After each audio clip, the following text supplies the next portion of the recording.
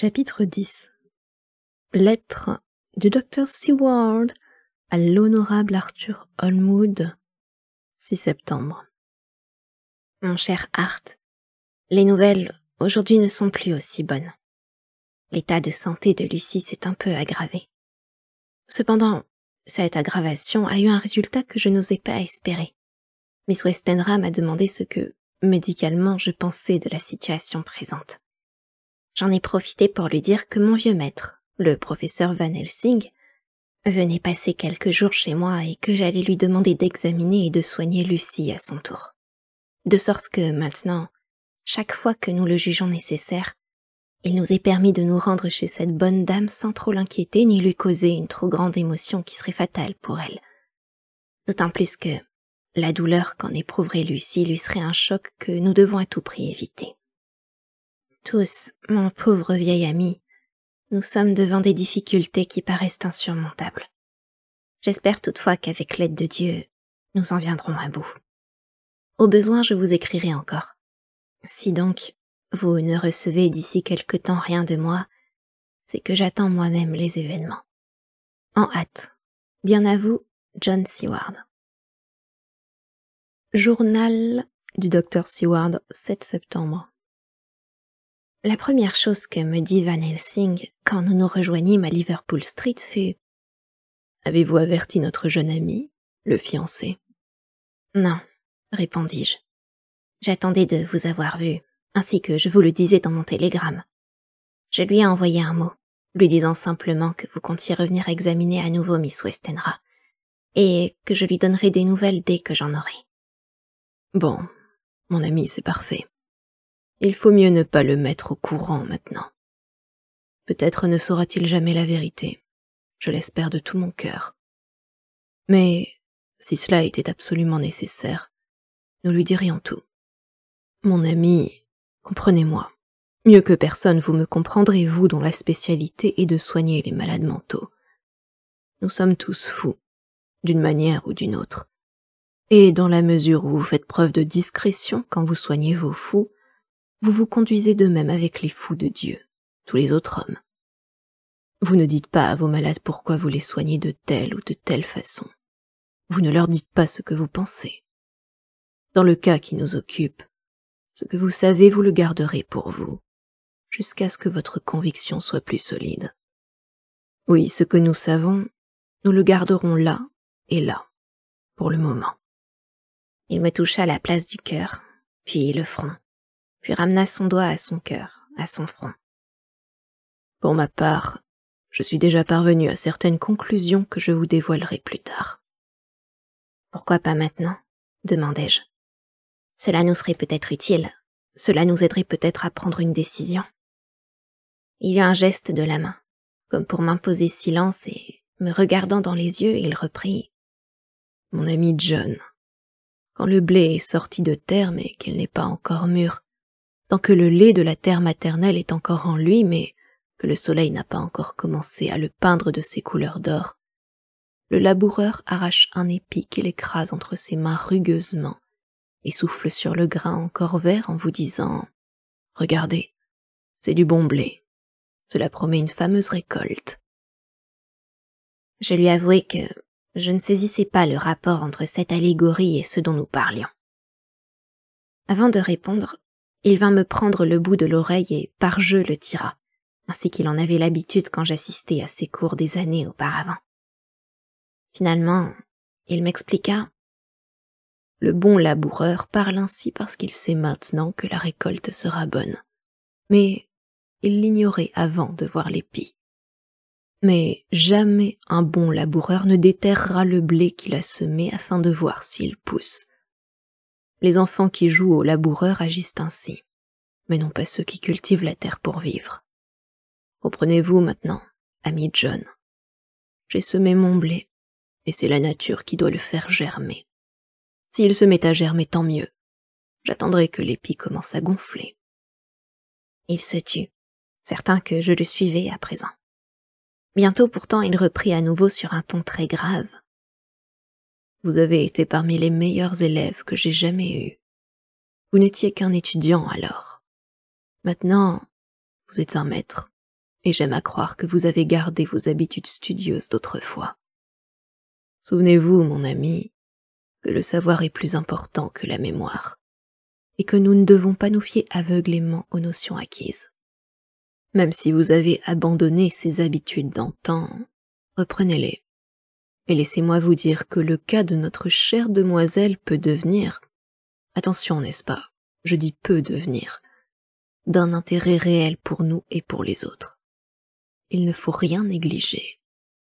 Un conseil, notez même vos doutes et la moindre de vos hypothèses. Il vous sera sans doute utile plus tard de vérifier à quel point vos suppositions étaient justes. L'échec nous sert de leçon, pas le succès. Quand je lui parlais des symptômes que je remarquais chez Lucie, les mêmes que précédemment mais beaucoup plus prononcés, il parut fort préoccupé. Mais il ne dit rien. Il prit la sacoche qui contenait instruments et médicaments. Tout l'affreux attirail de notre profession salutaire. C'est ainsi qu'un jour, pendant une leçon, il avait appelé l'ensemble de ce qui était nécessaire à un médecin pour exercer son art. Miss Westenra vint nous accueillir. Son inquiétude n'était pas telle que je l'avais craint. La nature a voulu que même la mort menaçante de temps à autre porte en soi l'antidote aux terreurs qu'elle inspire. Dans le cas de Miss Westenra, par exemple, on dirait que tout ce qui ne lui est pas strictement personnel, même ce changement effrayant que nous voyons chez sa fille, qu'elle adore cependant, la laisse plus ou moins indifférente. Ceci n'est pas sans rappeler la façon dont Dame Nature procède. Elle entoure certains corps d'une enveloppe insensible qui les protège contre les blessures. Si c'est là un égoïsme salutaire, il nous faut prendre garde de ne pas condamner trop vite celui qui nous paraît coupable d'égoïsme, car les causes en sont parfois plus mystérieuses que nous ne le supposons. Mes connaissances sur ce point de pathologie spirituelle m'amenèrent à adopter une ligne de conduite bien définie. Je décidai que la mère ne serait jamais présente quand nous examinerions Lucie et qu'elle ne devrait pas se préoccuper de sa maladie, à moins de nécessité absolue. Miss Westenra accepta cette décision avec un tel empressement que j'y vis, une fois de plus, un artifice de la nature qui lutte pour sauvegarder la vie. On nous introduisit, Van Helsing et moi, dans la chambre de Lucie. Si, en la voyant hier, j'avais été péniblement frappée, aujourd'hui j'éprouvais bel et bien de l'horreur. Elle avait un teint de craie, et ses lèvres même, ses gencives semblaient exsangues. Son visage était tiré, amaigri au point que les os en étaient proéminents. L'entendre, la voir respirer devenait difficilement supportable. L'expression de Van Helsing se figea. Son front devint si soucieux que l'extrémité de ses sourcils parut se rejoindre au-dessus du front. Lucie ne faisait pas le moindre mouvement, n'avait même pas, eût-on dit, la force de parler, de sorte que nous restâmes tous trois silencieux un bon moment. Puis, Van Helsing me fit un léger signe de la tête, et nous sortîmes de la chambre sur la pointe des pieds. Dès la porte refermée, nous pressâmes le pas pour gagner la chambre voisine et là, aussitôt, le professeur repoussa la porte et dit « Mon Dieu, c'est terrible. Il n'y avait pas une minute à perdre. Elle va tout simplement mourir, faute de sang. Elle n'en a même plus assez pour que le cœur fonctionne. Il faut tout de suite faire une transfusion. Qui de nous deux ? Je suis le plus jeune et le plus fort, professeur. Ce sera donc moi. Alors tout de suite. Préparez-vous. Je vais chercher ma trousse. » Je descendis avec lui, et comme nous arrivions au bas de l'escalier, on frappa à la porte d'entrée. La bonne ouvrit. C'était Arthur. Il se précipita vers moi. L'émotion l'empêchait presque de parler. « Jack, je suis si inquiet, » me dit-il à voix basse. « Votre lettre, je l'ai lue entre les lignes et, depuis lors, vous ne pouvez savoir combien je souffre. Comme mon père va mieux, j'ai décidé de venir me rendre compte de ce qui se passe réellement. Le docteur Van Helsing, je crois. Je vous suis si reconnaissant, monsieur, d'être venu. » Le professeur, au moment où il l'avait vu entrer, n'avait pu cacher son mécontentement d'être interrompu dans son travail en un moment aussi critique.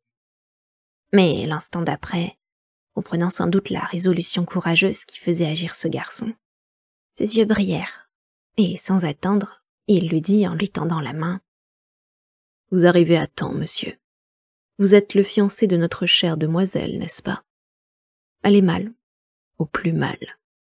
Mais non, jeune homme, ne vous laissez pas abattre de cette façon. » Car Arthur, devenu très pâle, s'était laissé tomber presque évanoui sur une chaise. « Vous êtes courageux, au contraire. Vous allez l'aider. Vous pouvez faire pour elle plus que n'importe qui au monde, et, précisément, c'est par votre courage que vous pouvez le mieux lui venir en aide. »« Que puis-je donc faire ?» demanda-t-il d'une voix faible. « Dites-moi, et je n'hésiterai pas un moment. Ma vie lui appartient, et je donnerai pour la sauver jusqu'à la dernière goutte de mon sang. » Le professeur avait toujours eu de l'humour, et j'en vis encore un trait dans sa réponse.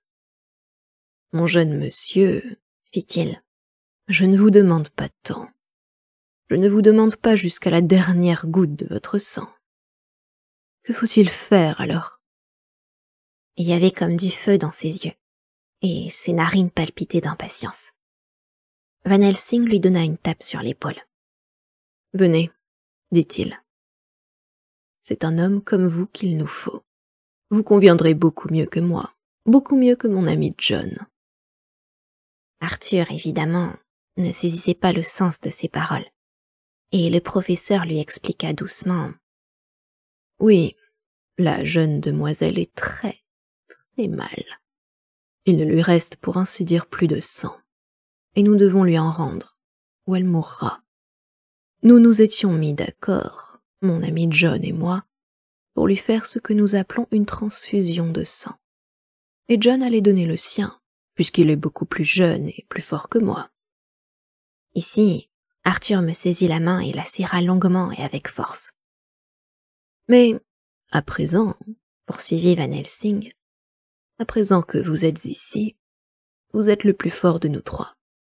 Peu importe qu'il soit jeune et moi vieux, puisque lui et moi, en tout cas, nous travaillons d'une façon intense avec notre cerveau. Nous n'avons donc pas les nerfs aussi calmes que les vôtres. Notre sang n'est certainement pas aussi rouge que celui qui coule dans vos veines. » Arthur se tourna vers lui. « Si vous pouviez savoir, commença-t-il, combien je serais heureux de mourir pour elle, alors vous comprendriez. » Mais il dut s'interrompre, la voix étranglée. « Brave garçon, » s'écria Van Helsing. « Le jour viendra bientôt où, au fond de votre cœur, vous vous réjouirez d'avoir tout fait pour celle que vous aimez. Maintenant, venez avec nous, et taisez-vous. Vous l'embrasserez une fois avant la transfusion. Mais quand ce sera fait, vous nous laisserez. Vous quitterez la chambre dès que je vous ferai signe qu'il en est temps. Et pas un mot à Miss Westenra. Il faut l'aménager. Je ne vous apprends rien. Venez. » Nous montâmes tous les trois, mais le professeur ne voulut pas qu'Arthur entrât dans la chambre en même temps que nous. Il attendit sur le palier. Quand elle nous vit, Lucie tourna la tête et nous regarda sans rien dire. Elle ne dormait pas, mais simplement, elle était trop faible. Un effort pour tenter de parler lui était impossible. Des yeux, elle cherchait notre regard, comme si elle eût voulu se faire comprendre, et c'était là tout ce dont elle était capable. Van Helsing ouvrit la trousse, y prit certaines choses qu'il posa sur une petite table que la malade ne pouvait voir. Il prépara un narcotique, puis revint au chevet de Lucie. « Allons, petite demoiselle, » fit-il gaiement. « Vous allez prendre ce médicament. Buvez bien tout ce qu'il y a dans le verre comme une enfant sage. Regardez, je tiens le verre, vous le viderai plus facilement. Voilà, c'est parfait. » Je fus étonnée de voir combien de temps la drogue mettait à agir. Ceci montrait à quel point la jeune fille était faible. Une éternité sembla s'écouler avant que le sommeil ne commençât à alourdir ses paupières. Toutefois, elle finit par s'endormir profondément. Dès que le narcotique eut produit son effet, Van Helsing fit entrer Arthur dans la chambre et le pria d'ôter son veston. « Et maintenant, » ajouta-t-il, « vous pouvez l'embrasser, comme je vous l'ai dit. Pendant ce temps, je vais amener la table près du lit. Mon ami John, aidez-moi. » de sorte que, tout à notre occupation, nous ne regardâmes pas Arthur tandis qu'il se penchait vers Lucie. Van Helsing me glissait dans l'oreille. Il est si jeune, si fort et, j'en suis certain, il a le sang si pur que nous n'avons pas à le défibriner. Alors, avec des gestes rapides mais précis, et procédant avec méthode, il commença la transfusion. Peu à peu, la vie sembla de nouveau animer les joues de Lucie tandis que le visage d'Arthur, de plus en plus pâle, rayonnait de joie. Mais l'inquiétude me prit car, si robuste que fût mon ami, je craignais qu'il ne supporte mal de perdre tant de sang. Je mesurais alors l'épreuve que l'organisme de Lucie avait dû subir, puisque tout ce sang que lui donnait Arthur en s'affaiblissant plus qu'on aurait pu s'y attendre, ne la ranimait que difficilement. Le visage du professeur demeurait grave tandis que, montre en main, son regard se posait tantôt sur la malade, tantôt sur Arthur. Pour moi, j'entendais battre mon cœur. Van Helsing me dit alors « Cela suffit. Maintenant, occupez-vous de lui, moi je m'occupe de la malade. » À quel point Arthur était affaibli, je me rendis seulement tout à fait compte lorsque tout fut terminé. Je soignai sa blessure et, l'ayant pris par le bras, j'allais l'emmener quand Van Helsing parla sans même se retourner. On dirait vraiment que cet homme a des yeux dans la nuque. « J'estime que le brave fiancé mérite un autre baiser. Qu'il le prenne tout de suite, » ajouta-t-il en redressant l'oreiller sous la tête de la malade. Mais, dans le léger mouvement que Lucie fut obligée de faire, les 3 rubans de velours noir qu'elle porte toujours autour du cou et qu'elle ferme par une boucle ancienne tout en diamant qu'Arthur lui a donnée, remonta un peu et découvrit une marque rouge. Arthur ne parut rien remarquer, mais j'entendis l'espèce de sifflement bien connu chez Van Helsing quand il aspire profondément, et qui trahit toujours chez lui une surprise mêlée d'émotion. Il ne fit aucune observation au moment même, mais il se retourna et me dit « Oui, descendez avec notre si courageux jeune homme. Vous lui donnerez un verre de Porto et vous le ferez s'étendre un moment. Puis, il retournera chez lui pour prendre un long repos, dormir de longues heures et manger le plus possible afin de se remettre complètement après tout ce qu'il vient de donner à sa bien-aimée. Il ne faut pas qu'il reste ici. Attendez un mot encore. Je suppose, monsieur, que vous êtes anxieux de connaître le résultat de ce que nous avons fait. Eh bien, l'opération a parfaitement réussi. Vous avez sauvé la vie de la jeune demoiselle, et vous pouvez rentrer chez vous l'esprit en paix. Vous avez fait pour elle tout ce que vous pouviez faire. Je le lui dirai quand elle sera guérie. Elle vous en aimera d'autant plus. Au revoir. » Quand Arthur eut quitté la maison, je montai rejoindre le professeur. Lucie dormait encore, mais sa respiration était meilleure. À son chevet, Van Helsing la regardait attentivement. Le ruban de velours recouvrait à nouveau la marque rouge.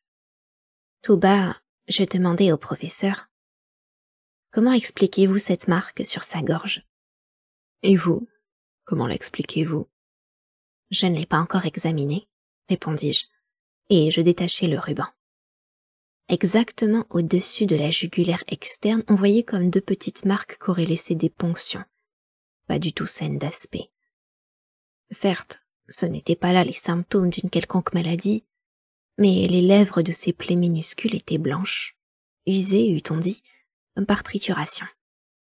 Je pensai immédiatement que cette blessure, s'il fallait appeler cela une blessure, pouvait avoir provoqué cette perte de sang si dangereuse. Mais je repoussai cette idée à peine conçue car elle me semblait absurde. À en juger par l'extrême pâleur de Lucie avant la transfusion, son lit tout entier aurait dû être baigné du sang qu'elle avait perdu. « Eh bien ?» fit Van Helsing. « Eh bien ?» répondis-je. « Je n'y comprends rien. » « Il faut absolument que je retourne à Amsterdam ce soir, » dit-il alors en se levant. « Je dois consulter certains livres, certains documents. Vous passerez toute la nuit ici au chevet de la malade. » Dois-je demander une infirmière ? Nous sommes, vous et moi, les meilleures infirmières. Vous veillerez à ce qu'elle se nourrisse bien, à ce que rien ne la trouble.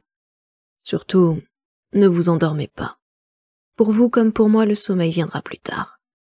Je serai de retour le plus tôt possible et alors, nous pourrons commencer. Nous pourrons commencer. Que voulez-vous dire? Nous verrons. Lança-t-il en sortant précipitamment. Mais un moment plus tard, il rouvrait la porte. La tête dans l'entrebâillement et un doigt levé, il me dit encore. N'oubliez pas, je vous la confie. Si jamais vous la quittez, et si pendant ce temps il lui arrive quelque chose de fâcheux, dites-vous bien qu'ensuite vous passerez des nuits blanches. 8 septembre. J'ai veillé toute la nuit. Je n'ai pas quitté la chambre de notre malade. Vers le soir, l'effet du narcotique se dissipant, elle s'éveilla de façon toute naturelle.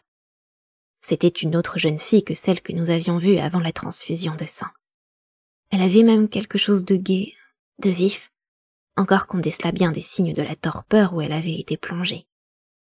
Lorsque je dis à Miss Westenra que le docteur Van Helsing m'avait recommandé de la veiller toute la nuit, elle admit difficilement cette idée, prétendant que sa fille était complètement remise.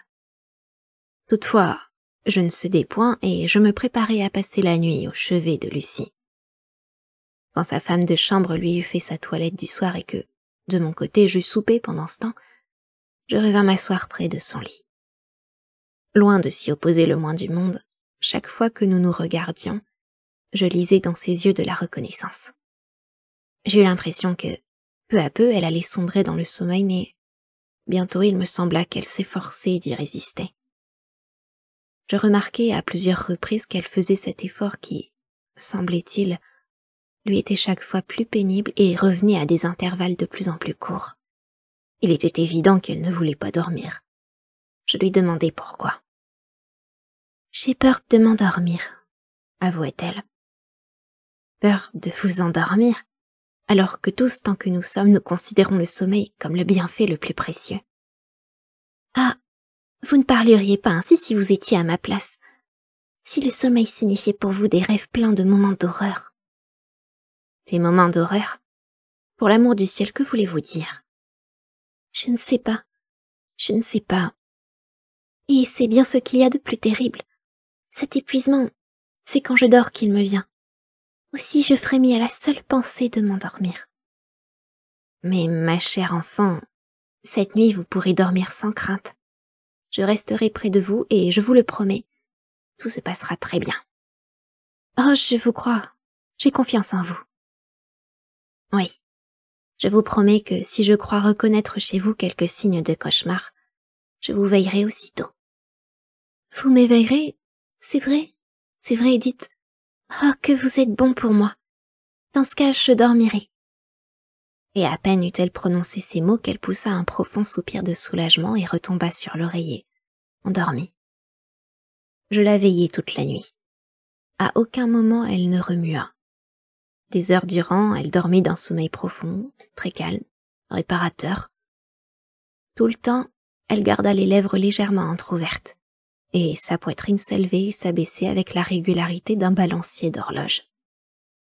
Un doux sourire donnait à son visage une expression heureuse. Aucun cauchemar, assurément, ne venait troubler sa tranquillité d'esprit. De bonne heure le matin, sa femme de chambre frappa à la porte. Je la confiai aux soins de celle-ci, et je retournai à l'établissement où j'avais hâte de régler certaines choses. Je télégraphiai à Van Helsing et à Arthur afin de les mettre au courant de l'excellent résultat de la transfusion. Quant à mon propre travail, que j'avais négligé, il me fallut toute la journée pour le mener à bonne fin. Le jour tombait quand j'eus le loisir de demander des nouvelles de Renfield. Elles étaient bonnes. Il était très calme depuis la veille. Je dînai lorsque je reçus un télégramme de Van Helsing. Il me demandait de retourner à Ellingham le soir même, car il pensait qu'il serait peut-être utile de passer la nuit là-bas, et il m'annonçait qu'il serait lui-même à Ellingham le lendemain matin. 9 septembre. J'étais fort fatiguée lorsque j'arrivai à Ellingham. Je n'avais plus fermé l'œil depuis 2 nuits, et je commençais à éprouver cet engourdissement qui est le signe de l'épuisement des forces cérébrales. Je trouvai Lucie levée et de fort bonne humeur. En me serrant la main, elle me regarda dans les yeux et me dit « Il n'est pas question que vous veilliez cette nuit. Je suis tout à fait bien, je vous assure. Et s'il y a quelqu'un qui doit veiller, c'est moi qui vous veillerai. » Je ne voulus pas la contrarier. Nous prîmes ensemble le repas du soir et, égayée par sa charmante présence, je passai une heure délicieuse. Je bus 2 verres d'un excellent Porto. Puis Lucie monta avec moi, me montra une chambre voisine de la sienne dans laquelle brûlait un bon feu. « Voilà, » dit-elle. « Vous vous reposerez ici. Je laisserai nos 2 portes ouvertes. Vous vous étendrez sur le sofa. Je sais que, pour un empire, aucun médecin ne se mettrait au lit quand il y a un malade à l'horizon. Soyez certain que, si j'ai besoin de l'une ou l'autre chose, je vous appellerai aussitôt. » Je ne pouvais que lui obéir car, en vérité, je me sentais réellement à bout, et l'eussé-je même voulu, je crois qu'il m'aurait été impossible de veiller. Aussi, après lui avoir fait promettre à nouveau qu'elle m'éveillerait si elle avait besoin de quoi que ce fût, je m'étendis sur le sofa et m'endormis bientôt profondément. Journal de Lucie Westenra, qui change de voix à chaque chapitre, 9 septembre. Quel bien-être ce soir! Ma faiblesse a été que, de pouvoir à nouveau penser et me promener dans la maison, me donne l'impression de vivre en plein soleil après avoir passé une saison sous un vent d'est et un ciel de plomb. Je ne sais pourquoi. Arthur me semble très proche, plus proche que d'habitude.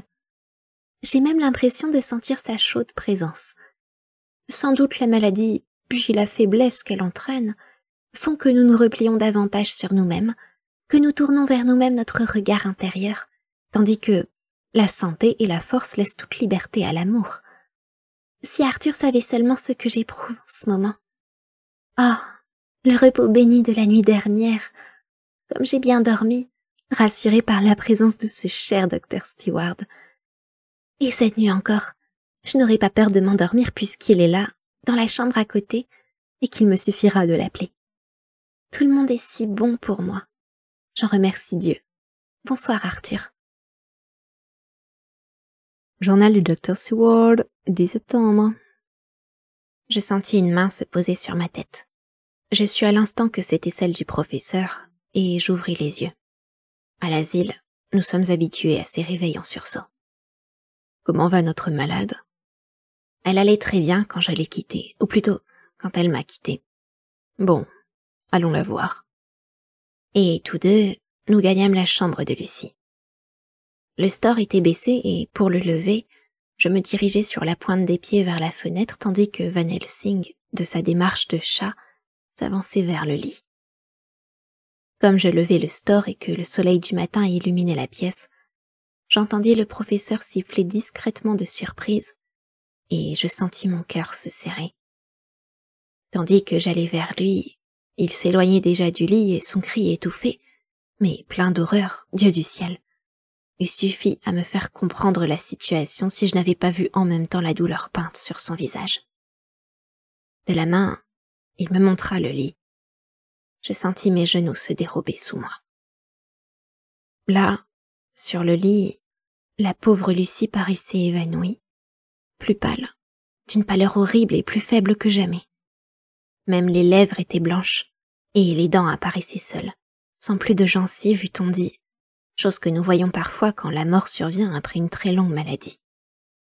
Van Helsing eut un mouvement comme si, de colère, il allait frapper du pied, mais il se retint, s'arrêta dans son geste, et ce fut doucement qu'il reposa le pied à terre.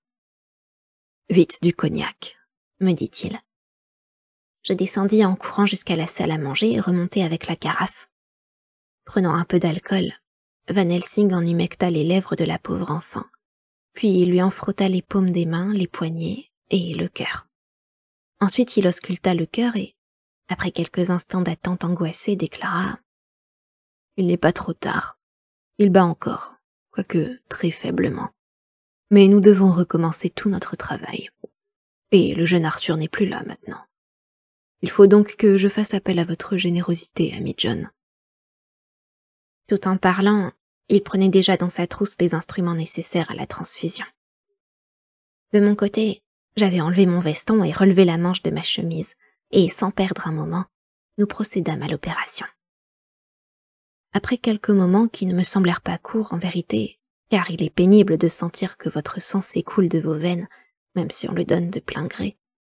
Van Helsing leva un doigt avertisseur. « Ne bougez pas encore, me dit-il. Attendez.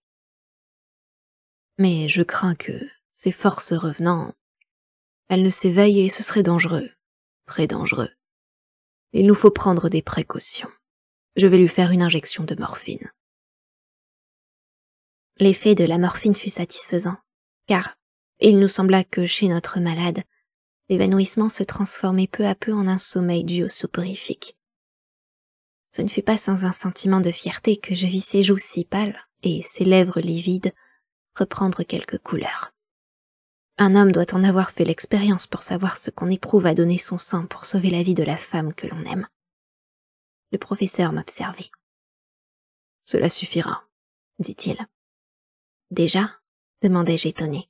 « Vous en avez pris davantage l'autre jour, quand c'était Arthur qui le donnait. » En souriant d'un sourire qui avait quelque chose d'un peu triste, il me répondit « Arthur est son fiancé. Vous avez beaucoup à faire. Vous devez vous occuper non seulement d'elle, mais de vos autres malades. Oui, c'est bien suffisant. » Il soigna Lucie tandis que je me donnais les premiers soins nécessaires. Je m'étendis en attendant que le professeur eût quelques moments de loisir à m'accorder, car je me sentais faible et j'éprouvais un vague malaise. Et lorsqu'il eut appliqué un pansement sur mon incision, il me conseilla en effet de descendre prendre un verre de vin. Comme j'ouvrais la porte, il s'approcha de moi et ajouta en me parlant à l'oreille « Pas un mot de ceci à personne, n'est-ce pas? Si notre jeune amoureux arrivait de nouveau à l'improviste, il ne doit rien savoir, car cela pourrait tout à la fois l'effrayer et le rendre jaloux, ce qu'il faut éviter à tout prix. Allez. » Quand je le rejoignis quelques moments plus tard, il me regarda attentivement. « Maintenant, dit-il, allez vous étendre 1 heure ou 2 sur le sofa dans la chambre d'à côté. Puis, après un déjeuner copieux, oui, il faut très bien manger, vous viendrez me retrouver. » Je lui obéis, car je savais qu'il avait raison, que ses conseils étaient sages. J'avais fait ce que j'avais à faire, et maintenant c'était pour moi un autre devoir que de recouvrer mes forces. Mon état de faiblesse m'empêchait de m'étonner, comme certes j'aurais dû le faire, de ce qui venait de se passer. Toutefois, en m'endormant sur le sofa, je me demandais ce qui, chez Lucie, avait bien pu provoquer cette rechute. Comment l'expliquer, si elle avait perdu tant de sang que l'on n'en vit nulle part la moindre trace? Sans doute continuai-je à me poser ces questions même dans mes rêves, car, endormie ou éveillée, je sais que mes pensées revenaient sans cesse à ces 2 petites blessures sur la gorge de Lucie, et à leurs bords comme déchiquetés, vidés de toute substance. Quand notre malade se réveilla tard dans la journée, elle paraissait aller beaucoup mieux, encore qu'il fût impossible de comparer cette amélioration à l'état où je l'avais trouvée la veille et qui nous avait tant réconfortés. L'ayant examinée, Van Helsing nous quitta pour aller respirer un peu d'air pur. Après m'avoir recommandé de ne pas la laisser seule, ne fût-ce qu'1 minute, je l'entendis qui, au bas de l'escalier, demandait où se trouvait le bureau de télégraphe le plus proche. Lucie bavarda longuement avec moi, sans paraître se douter le moins du monde de ce qui s'était passé. J'essayai de l'amuser, de l'intéresser en lui parlant de choses et d'autres. Et quand sa mère monta pour la voir, j'eus la certitude que de son côté, elle ne s'aperçut d'aucun changement chez la malade. « Comment pourrions-nous vous remercier de tout ce que vous avez fait pour nous, docteur ?» me dit-elle sur un ton de profonde reconnaissance. « Mais maintenant, vous devez veiller à ne pas vous épuiser vous-même. À votre tour, vous êtes bien pâle. Vous devriez vous marier, croyez-moi. Une femme qui vous soigne et qui ait des attentions pour vous, voilà ce qu'il vous faudrait. » Lucie rougit, l'espace d'un moment, il est vrai.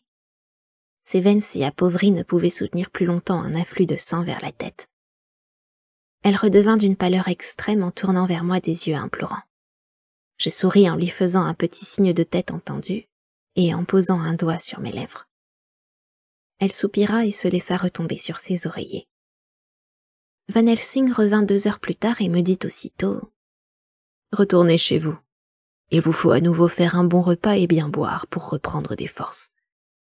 Moi, je resterai ici cette nuit, auprès de la petite demoiselle. Nous devons, vous et moi, étudier le cas, mais personne ne doit être au courant de nos recherches. J'ai pour cela de sérieuses raisons. Non, je ne vous les dévoilerai pas maintenant. Pensez ce que vous voulez et ne craignez pas de penser même l'impensable. Bonsoir. Dans le corridor, 2 servantes vinrent me demander si elles ne pouvaient pas, ou au moins l'une d'entre elles, passer la nuit au chevet de Miss Lucy.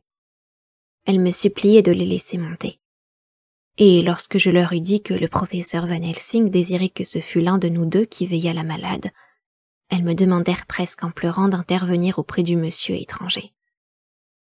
Ce geste de leur part me toucha plus que je ne pourrais le dire, peut-être parce que je suis très faible en ce moment, peut-être parce que c'était au sujet de Lucie qu'elles montraient tant de bonté et de dévouement. Je revins ici à temps encore pour que l'on me servît à dîner, puis j'allai voir mes malades. Tout va bien de ce côté.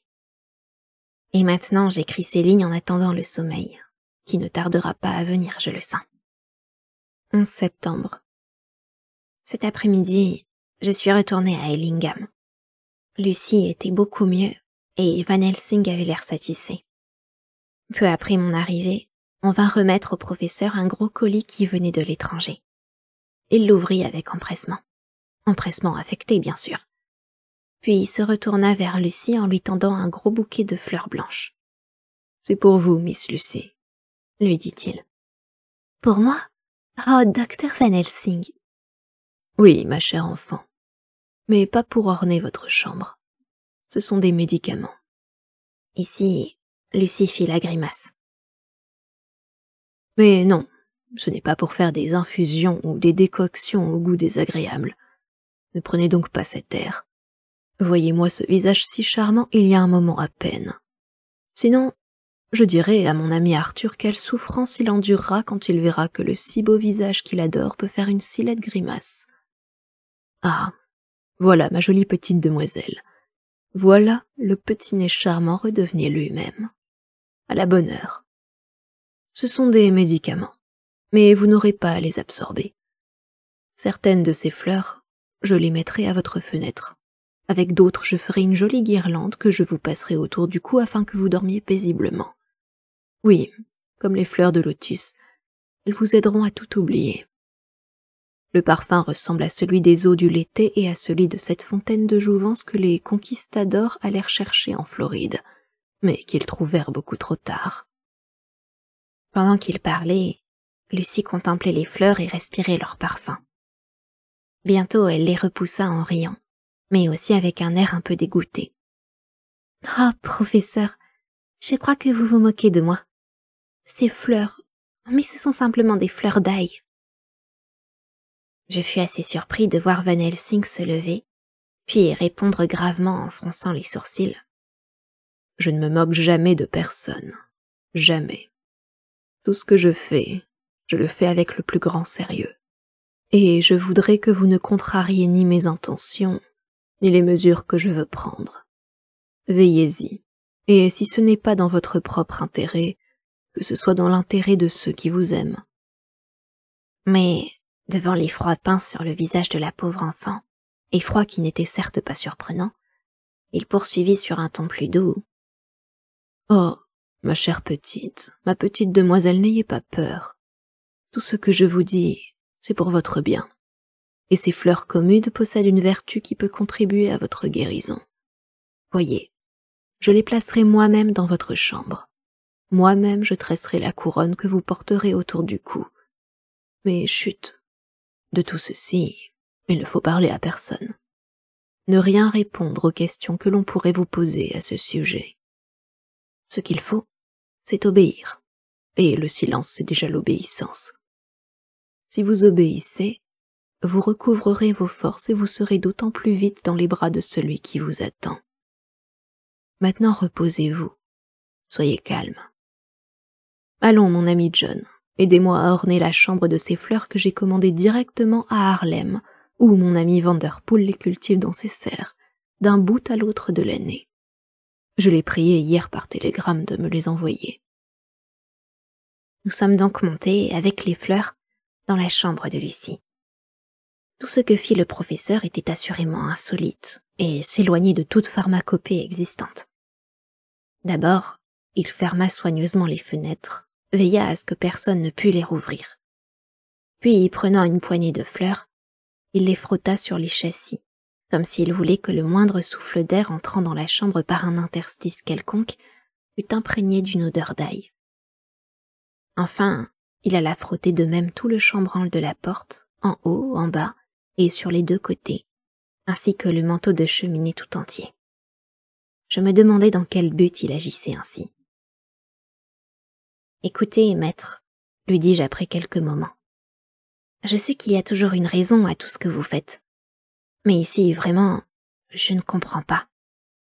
Certains, à vous voir, croiraient que vous préparez un charme qui doit interdire l'accès de la chambre à quelque esprit malin. »« Eh bien, oui, peut-être, » me répondait-il tranquillement, et il se mit à tresser la couronne. Nous attendîmes alors que Lucie fût prête pour la nuit, et lorsqu'on vint nous dire qu'elle s'était mise au lit, Van Helsing alla lui-même lui passer la couronne autour du cou.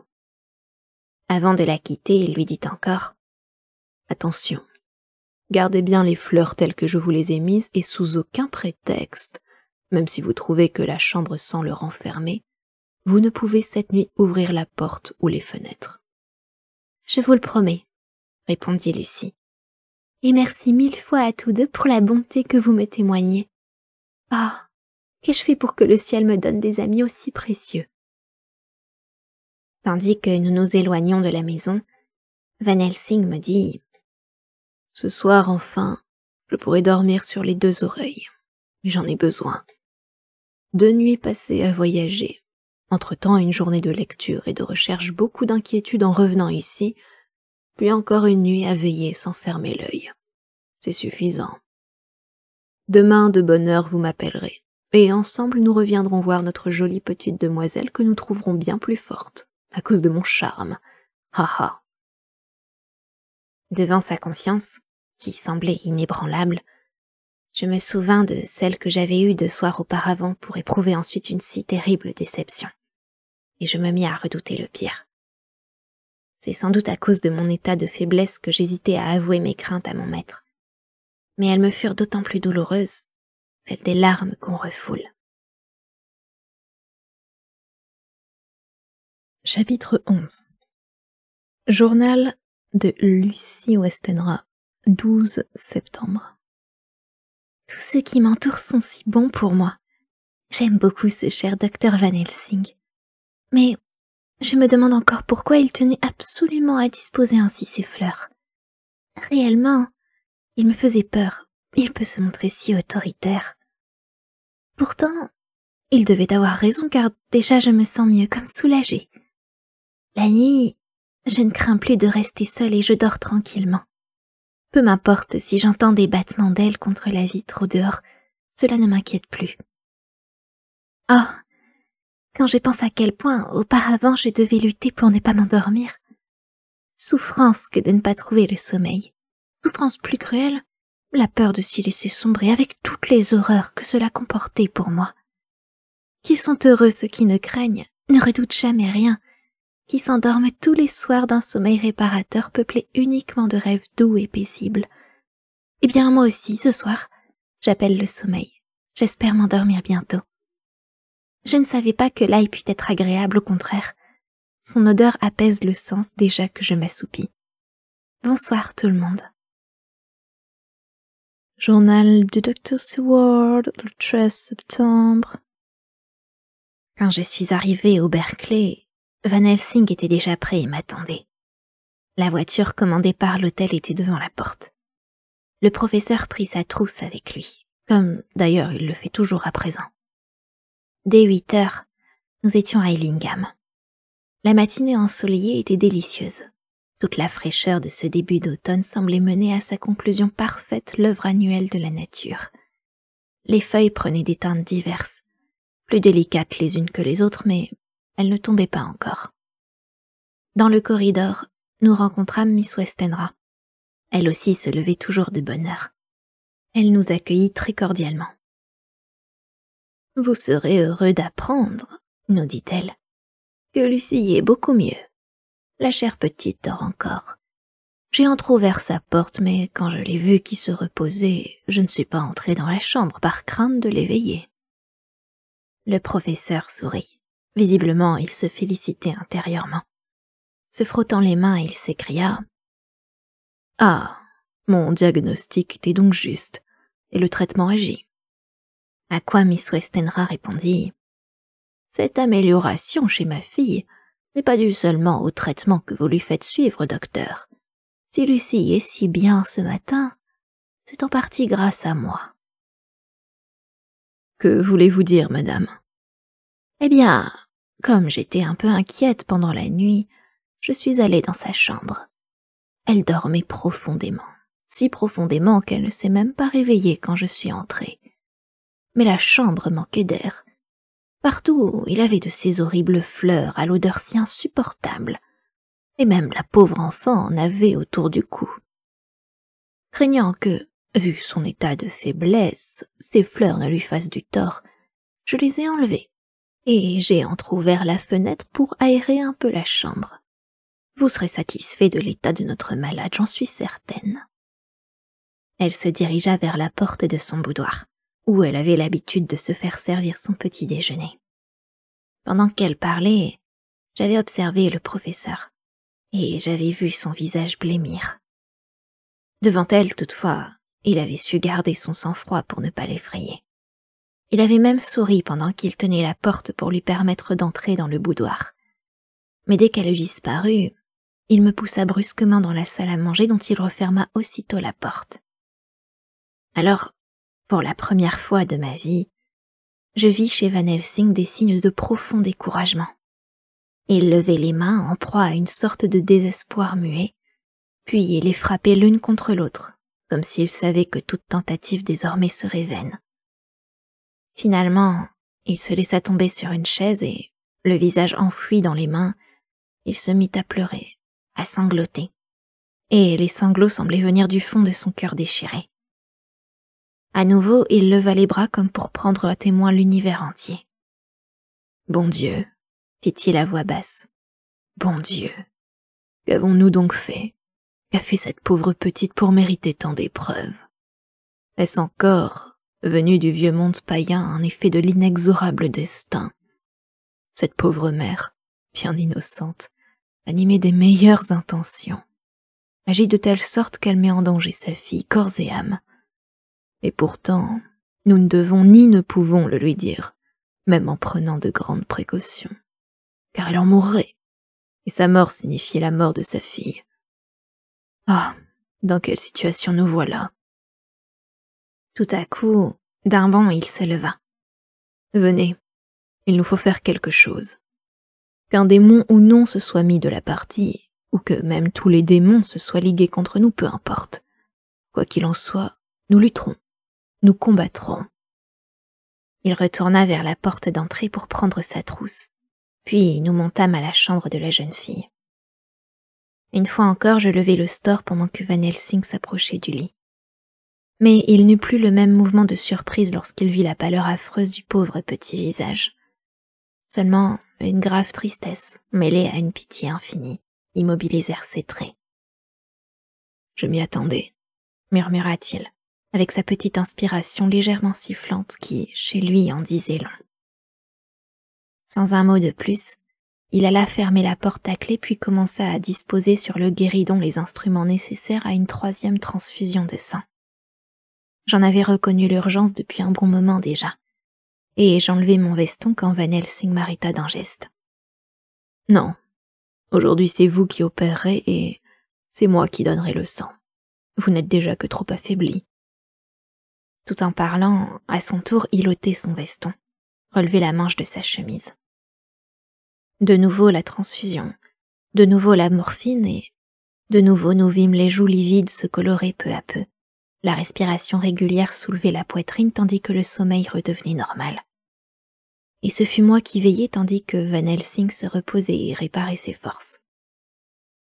Au cours d'un entretien qu'il reçut ensuite avec Miss Westenra, Il lui fit comprendre qu'elle ne devait jamais ôter quoi que ce fût de la chambre de Lucie sans lui en parler auparavant, que les fleurs en question possédaient une vertu médicinale, et que le traitement qu'il préconisait pour Lucie consistait en partie à respirer leur parfum. Il me dit alors qu'il voulait voir lui-même comment allait se comporter la malade, et qu'il resterait 2 nuits à son chevet. Il me préviendrait par écrit lorsque ma présence serait nécessaire. 1 heure ou 2 plus tard, Lucie s'éveilla fraîche comme une rose et riant avec nous.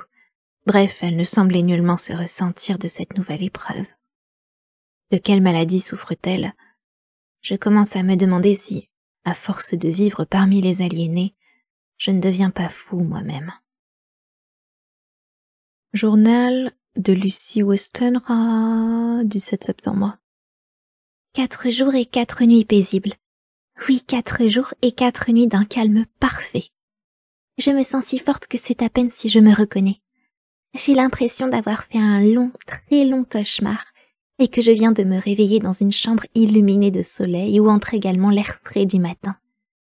Je me souviens très vaguement de longs moments faits tout ensemble d'angoisse, d'attente et d'appréhension. Des moments pleins de ténèbres et vides de tout espoir qui auraient pu rendre ma détresse moins poignante.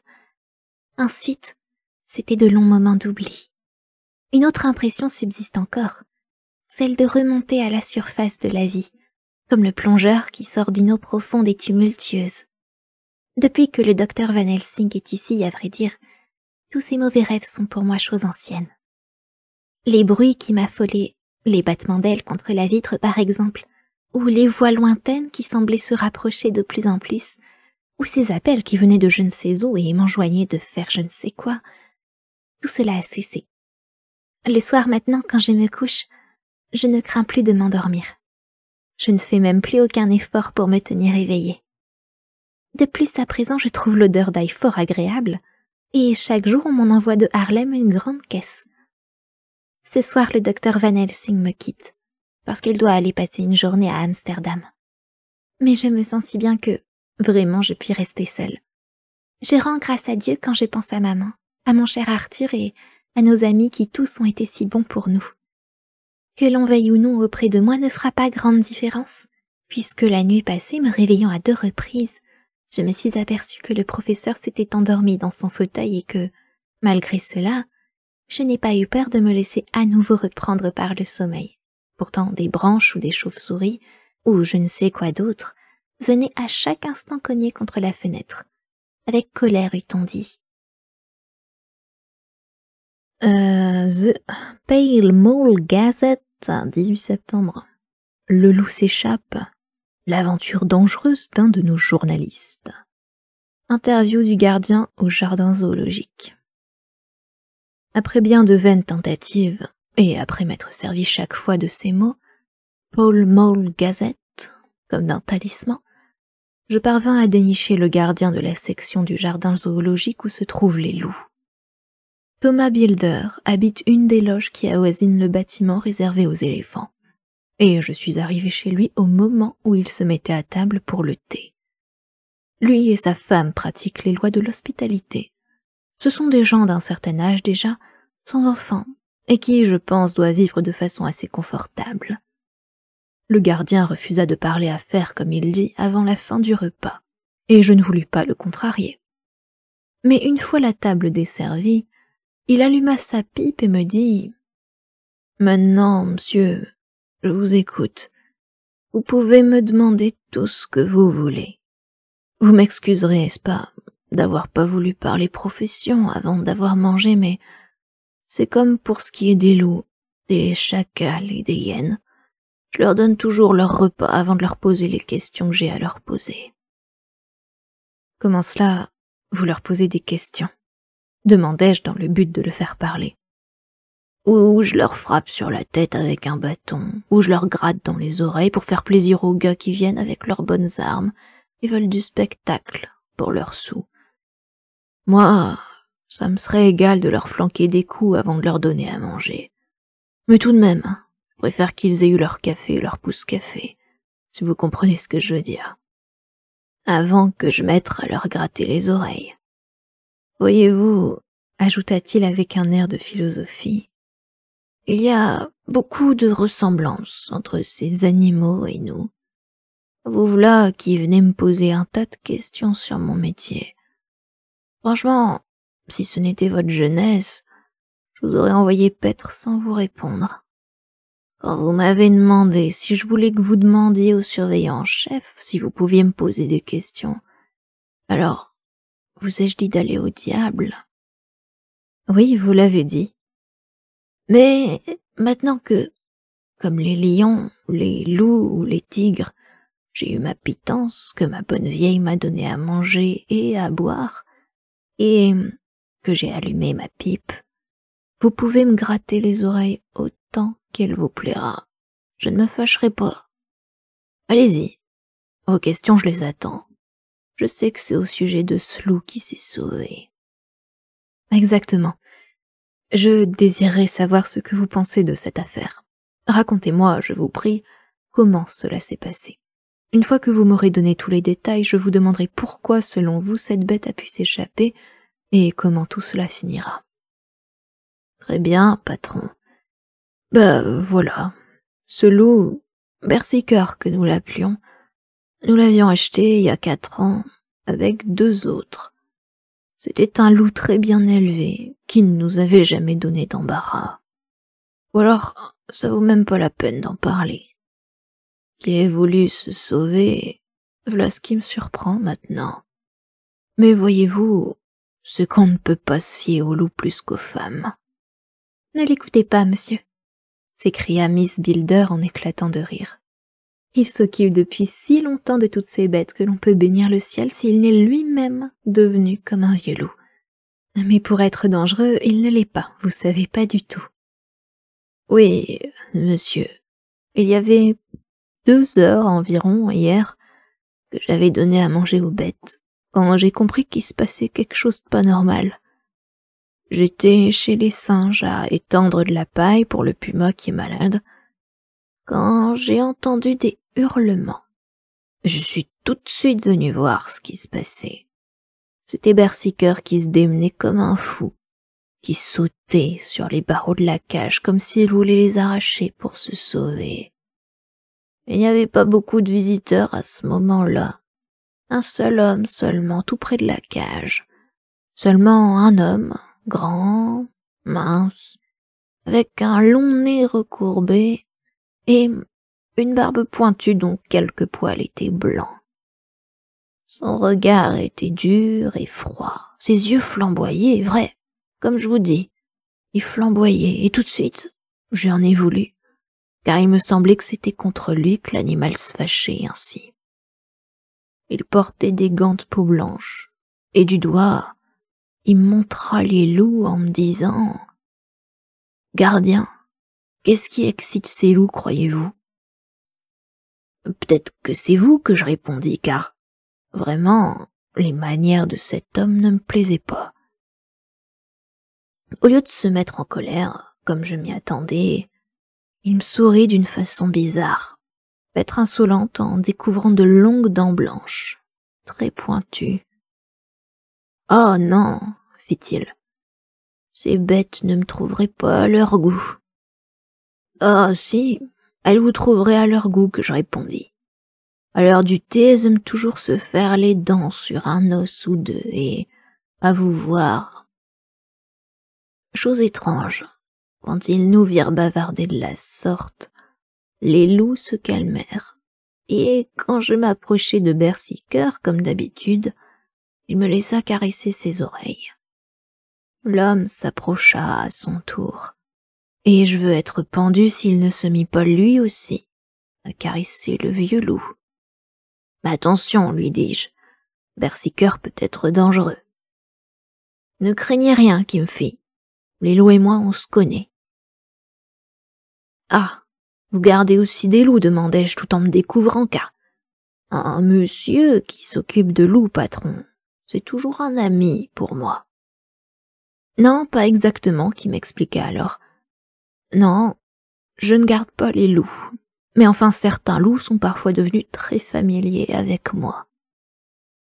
Et en disant ces mots, il souleva son chapeau comme l'aurait fait un lord, puis s'éloigna. Le vieux berserker le suivit des yeux aussi longtemps qu'il put le voir, puis il alla se coucher dans un coin d'où il ne voulut pas bouger toute la soirée. Mais dès que la lune fut levée, tous les loups se mirent à hurler, sans raison qui me semblait. Il n'y avait personne dans les environs, seulement quelqu'un qui, quelque part, derrière les jardins de Park Road, appelait un chien. Une ou deux fois, je suis allé voir les bêtes. Il se passait rien d'anormal. Puis tout à coup, ils ont cessé d'hurler. Ensuite, quelques minutes avant minuit, je suis de nouveau allé voir avant de me coucher et, quand je suis arrivé devant la cage du vieux berserker, les barreaux étaient tout tordus et cassés par endroits. Et la cage était vide. Voilà tout ce que je sais, monsieur.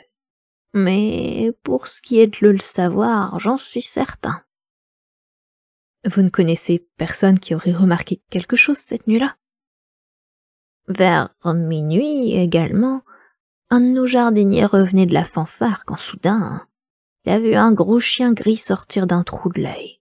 Enfin, c'est ce qu'il raconte, mais quant à moi, je n'y crois pas beaucoup car en rentrant chez lui, il n'en a pas dit un seul mot à sa femme. Ce n'est que lorsqu'on a su que le loup s'était sauvé et que nous avons passé toute la nuit à le chercher partout que notre homme s'est souvenu d'avoir vu ce gros chien. Ce que je crois, moi, c'est que la fanfare l'avait tourneboulé. Maintenant, Mr. Builder, pourriez-vous me dire pourquoi, selon vous, ce loup s'est échappé? Mais oui, monsieur, je crois que je pourrais vous l'expliquer, fit-il, et il parlait avec modestie. Seulement, je ne sais pas si mon explication vous suffira. Là, mon ami, soyez complètement rassuré. Si vous, qui connaissez toutes les habitudes des animaux, ne pouvez pas comprendre exactement ce qui s'est passé, qui donc en vérité le pourrait? Eh bien, monsieur, voilà. Selon moi, ce loup s'est échappé tout simplement parce qu'il voulait connaître la liberté. À cette plaisanterie, Thomas et sa femme éclatèrent de rire, et je compris que ce n'était pas la première fois que le bonhomme la servait. J'employai un autre moyen, plus efficace celui-là, de lui toucher le cœur. Bon, Mr. Builder, considérons, n'est-ce pas, que ce demi-souverain que je vous ai donné a déjà rendu tous les services qu'il pouvait rendre, et que son frère est là, qui attend que vous le réclamiez une fois que vous m'aurez dit, cette fois, comment, à votre avis, toute cette histoire finira. Parfait, monsieur, et j'espère que vous m'excuserez, mais tout l'heure, la vieille ici m'a fait un clin d'œil qui m'a... Moi? Jamais, s'écria sa femme. Sincèrement, monsieur, je crois que ce loup se cache quelque part. Le jardinier a dit que la bête galopait en direction du nord, et qu'elle galopait plus vite que ne galoperait un cheval. Je n'en crois rien, car, vous voyez, monsieur, les loups ne galopent pas plus que les chiens, ils ne sont pas bâtis pour ça. Les loups, ce sont des créatures étonnantes dans les livres d'histoire, peut-être, quand ils s'assemblent pour poursuivre un être effrayé. Mais que le Seigneur ait pitié de nous, dans la vie réelle, un loup, ça ne vaut même pas un bon chien. C'est beaucoup moins intelligent et moins hardi.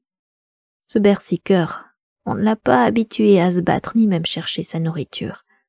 Et sans doute est-il maintenant à se promener dans le parc en se demandant si toutefois il est capable d'y penser, ou il trouvera à déjeuner. Ou bien est-il allé un peu plus loin, peut-être est-il à l'heure où je vous parle dans une cave à charbon.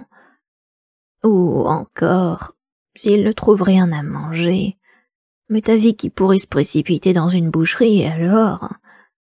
Sinon, et si une bonne d'enfant vient à passer avec un soldat, ayant laissé derrière elle le petit dans sa voiture, eh bien, je serais pas étonné alors si au recensement de la population, on s'apercevait qu'il y a un bébé en moins. Voilà comment je vois l'histoire. Je lui tendais une seconde pièce d'un demi-souverain quand, au dehors, quelque chose surgit de dessous la fenêtre et vint se cogner contre la vitre. Le visage de Mr. Builder, qu'il avait naturellement long, s'allongea encore d'étonnement. « Bon Dieu !» s'écria-t-il. « Mais n'est-ce pas le vieux berserker qui revient de lui-même ?» Il alla ouvrir la porte, chose bien inutile, me dis-je. J'ai toujours pensé qu'un animal sauvage ne se trouve jamais une place qui lui convienne mieux que lorsqu'un obstacle le sépare de nous. Mon expérience personnelle m'a convaincu de la justesse de cette idée. Mais après tout, il n'y a rien de tel que l'habitude, car Builder et sa femme n'avaient pas plus peur du loup que je n'aurais peur d'un chien. Cette bête était aussi paisible, aussi douce que son ancêtre, le compagnon du petit chaperon rouge. Toute cette scène du retour au bercail avait quelque chose de comique et d'émouvant tout ensemble, qu'il serait difficile de décrire. Le méchant loup qui, pendant une longue demi-journée, avait été la terreur de Londres et avait fait trembler tous les enfants, était là, devant nous, l'air repentant et fêté et caressé comme une sorte de fils prodigue. Builder l'examina de la tête aux pattes en lui témoignant mille tendresses, puis il déclara « Voilà. Je savais bien que la pauvre bête aurait des ennuis. Ne l'ai-je pas dit tout le temps depuis hier? Voyez sa gueule, toute blessée, pleine encore de morceaux de verre. Elle a certainement voulu sauter au-dessus d'un mur ou l'autre. C'est une vraie honte que les gens puissent garnir leur mur de tessons de bouteilles. Vous voyez, voilà ce qui arrive. Viens ici, berserker. » Il emmena le loup et alla l'enfermer dans une cage, lui donna un quartier de viande, puis se rendit près de son chef et l'avertit du retour de l'animal. De mon côté, je suis revenu ici afin de relater pour notre journal la seule version que l'on ait aujourd'hui de cette escapade qui a mis le zoo en grand émoi. Journal du Dr. Seward, 17 septembre. Après le dîner, j'étais dans mon bureau, occupée à mettre à jour le travail que j'avais laissé en souffrance, trop pris et par mes malades et par mes visites fréquentes à Lucie. Tout à coup, la porte s'ouvrit toute grande et Renfield, les traits convulsés de colère, se précipita vers moi. Je demeurai littéralement interdit, car ce n'est pas souvent qu'un malade, sans en demander la permission à personne, vienne trouver le médecin en chef dans son bureau. Il tenait en main un couteau, et je devinai aussitôt que, dans sa fureur, il pouvait devenir dangereux. Je fis donc un mouvement de recul, de façon que la table pût nous séparer, chacun de nous étant placé de part et d'autre. Mais il me prévint, et avant que je puisse reprendre mon équilibre, il avait sauté sur moi et m'avait fait au poignet gauche une coupure assez grave. Toutefois, je ne lui laissai pas le temps de frapper une seconde fois, je l'envoyai à terre, allongé sur le dos. Mon poignet saignait abondamment. Le sang formait une petite mare sur le tapis. Renfield, je m'en rendis compte immédiatement, ne méditait pas une nouvelle attaque. Aussi me mis-je à bander mon poignet tout en regardant l'homme étendu par terre.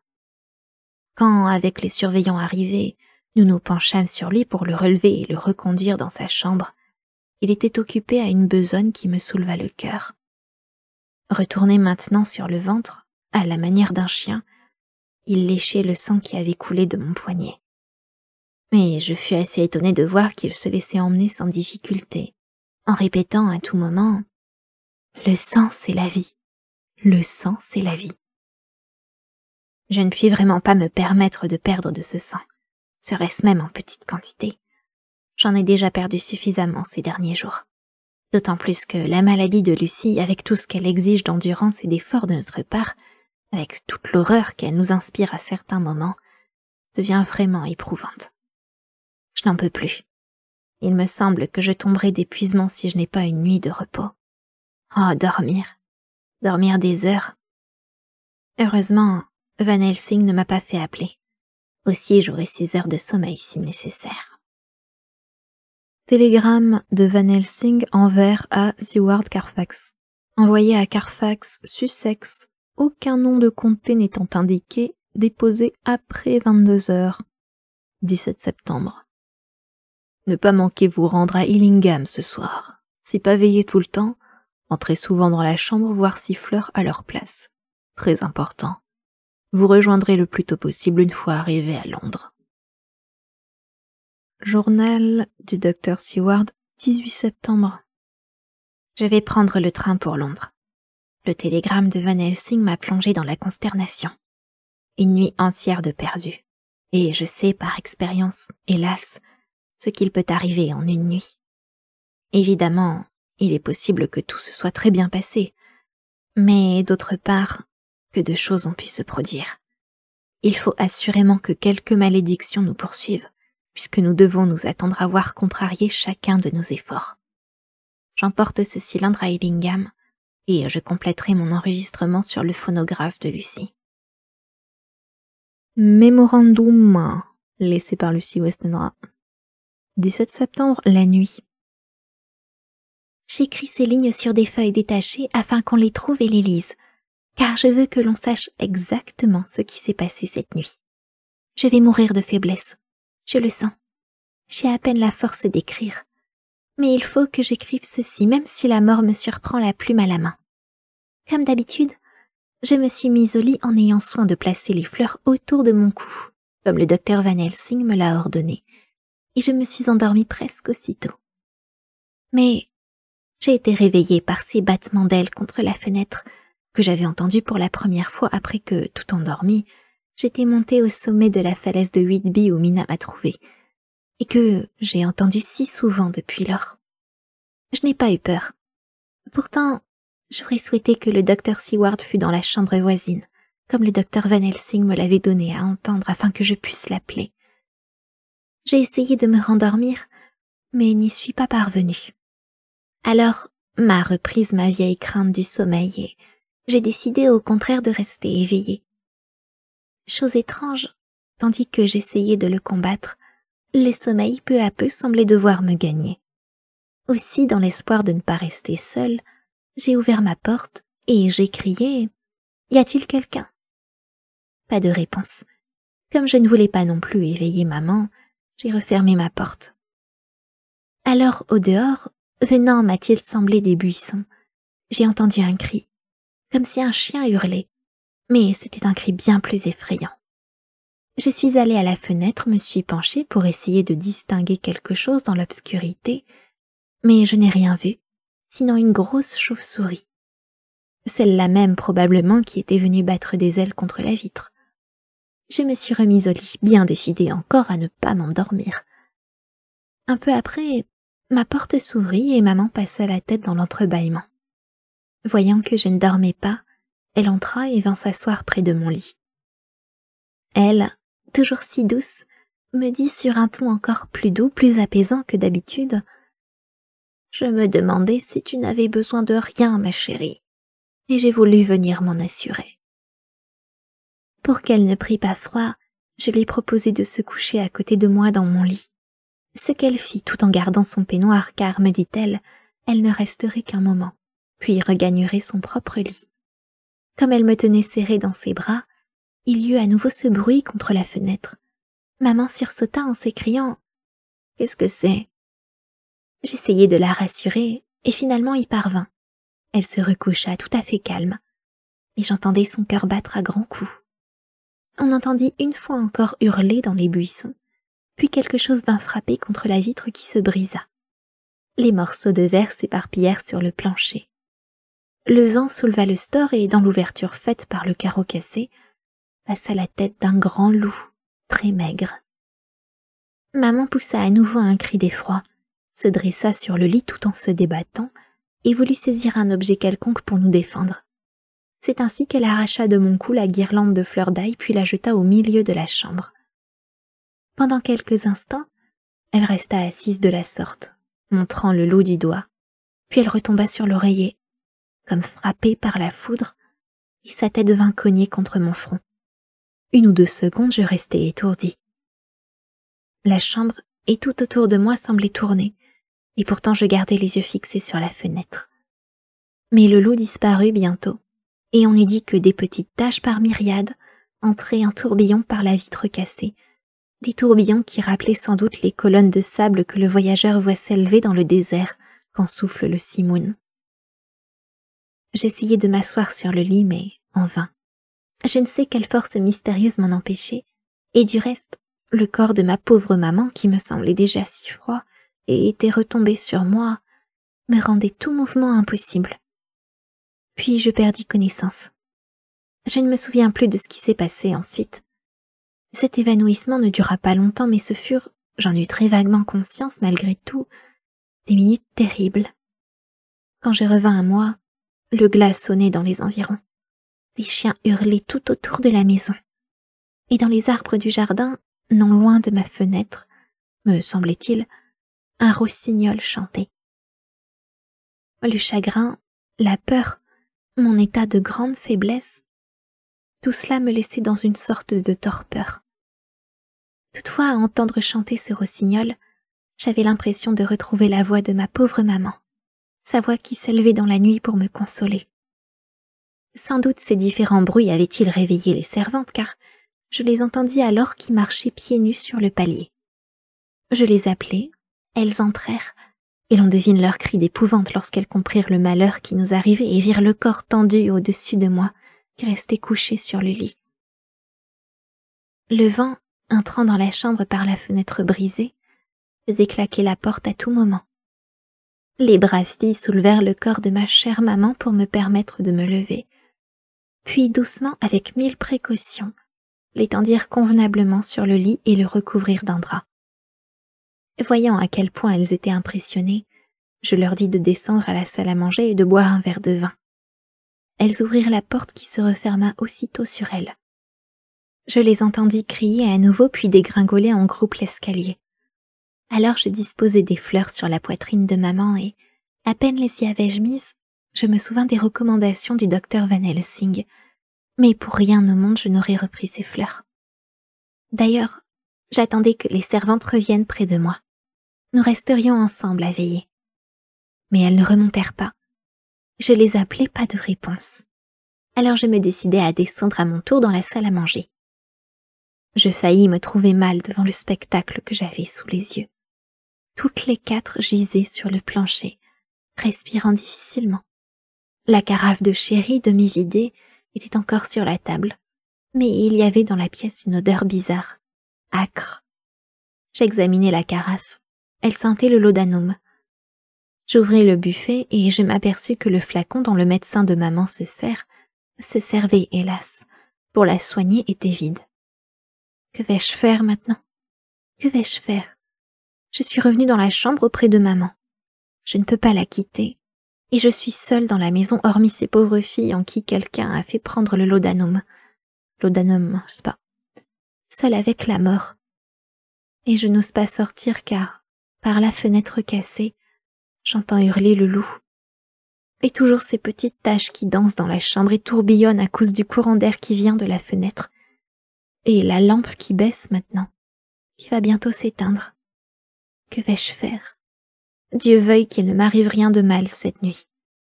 Je vais glisser ces feuilles dans mon corsage afin qu'on les trouve quand on fera ma dernière toilette. Ma pauvre maman est partie. Il est temps que je m'en aille aussi. Je vous dis adieu, dès maintenant, mon cher Arthur, si je dois mourir cette nuit. Dieu vous garde, mon ami, et me vienne en aide.